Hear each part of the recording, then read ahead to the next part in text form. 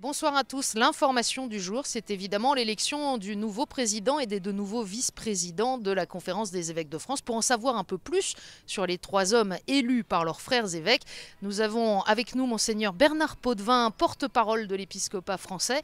Alors Monseigneur Pontier n'est pas un inconnu dans la conférence, mais peut-être y a-t-il des téléspectateurs qui ne le connaissent pas. Qu'est-ce que vous diriez pour présenter l'homme? Il a été évêque de Digne, puis évêque de La Rochelle, et maintenant archevêque de Marseille. C'est aussi quelqu'un qui aime chercher la nouveauté. Il détecte la nouveauté. Il a été président d'un comité qui s'appelle, au sein de la Conférence des évêques de France, Études et projets.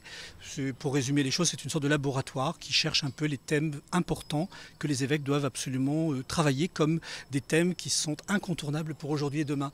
Donc vous voyez, on a un pasteur, un ami des pauvres, quelqu'un qui aime beaucoup le pape François. Ça ne gâte rien.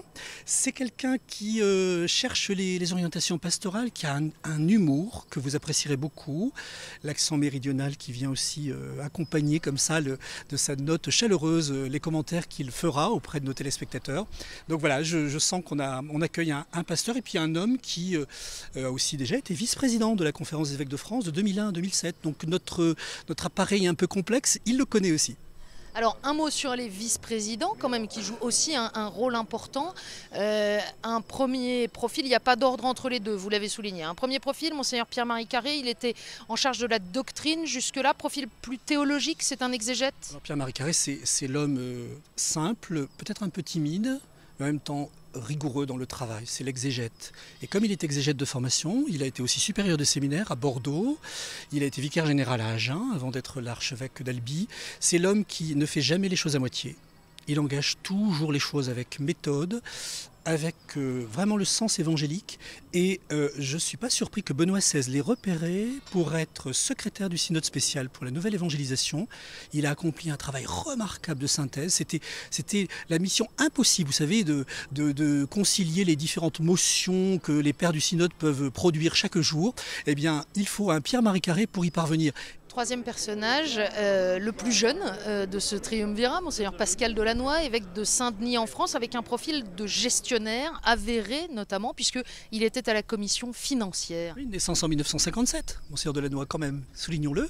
L'expérience des finances de l'Église, alors ça lui fait vraiment pas peur. Là où tout le monde fuit ce genre de responsabilité, il a l'art de vous tenir, de vous dresser le bilan de l'Église en France. Il a aussi ce sens de la solidarité entre les diocèses.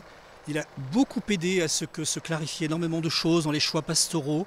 C'est un homme aussi qui a l'expérience vraiment de l'accompagnement des pauvres aussi. Il est dans un diocèse où, très franchement, quand on regarde la Seine-Saint-Denis, il y a des choix vraiment d'église à vivre courageusement, dans un multiculturalisme, dans un interreligieux qui est très intense aussi. Il y a aussi sa proximité du siège de Paris quand même aussi, qui a joué dans le choix. Et je pense que on a en Pierre-Marie Carré l'homme de synthèse dont je parlais tout à l'heure et le théologien. En Pascal Delannoy, on a certainement celui qui va permettre au Père Pontier d'être rassuré sur un fonctionnement, sur l'organisation concrète de la Conférence des évêques de France, qui a une certaine complémentarité, qui ne vous échappe pas, l'Esprit Saint a bien travaillé. On voit bien qu'aujourd'hui, entre l'Église en France et les pouvoirs publics, il y a des sujets de tension qui sont forts. Est-ce que de ce point de vue-là, la ligne de l'épiscopat va changer ? Elle ne changera pas, c'est évident que sur le fond, pas de changement. On est suffisamment, je crois, unanime dans toutes les lignes de l'Église en France pour bien redire avec force que l'essentiel, c'est bien ce service de l'homme, c'est bien d'être très déterminé sur le sociétal, c'est de ne pas oublier tous ceux qui souffrent de la crise économique et sociale, c'est de continuer l'œuvre de nouvelle évangélisation, parce que nous avons de très grands défis pastoraux, le faire dans la joie, dans la solidarité aussi, comme elle va se vivre à Diaconia, à Lourdes, là, dans quelques semaines.